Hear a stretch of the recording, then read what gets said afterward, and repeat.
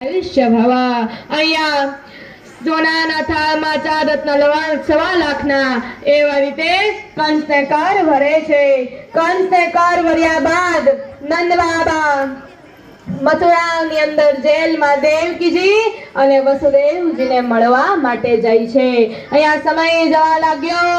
એકવાર કંસ પોતાના મિત્રની સભા ભરે છે અને એ સભામાં કંસ પોતાના મિત્રોને કહે કે હવે મને દેવોની ભાષામાં વિશ્વાસ રહ્યો નથી। દેવોએ કહ્યું હતું કે દેવકીજીનો આત્મપુત્ર એ તારો કાળ છે, પણ એ પુત્રને બદલે પુત્રી આવી, ઈ પણ મારા હાથમાંથી છટકી ગઈ। જતી જતી કહેતી ગઈ, મૂર્ખ કંસ, તારો કાળ તો બીજે જન્મી ચૂક્યો છે, માટે તૈયારીમાં રહેજે।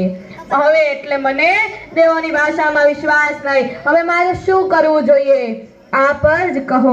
ત્યારે મિત્રોની સભામાં બેઠેલી પૂતના ઊભી થઈ। પૂતના કંસને કહે, મહારાજ તમે ચિંતા ન કરો, હું તમારા કાલને મારી નાખીશ। એને મારો ને એ તો મારા ડાબા હાથનો ખેલ છે। આજ પૂતના પોતાનો રાક્ષસી સ્વરૂપ છુપાવે અને મોહિની સ્વરૂપ ધારણ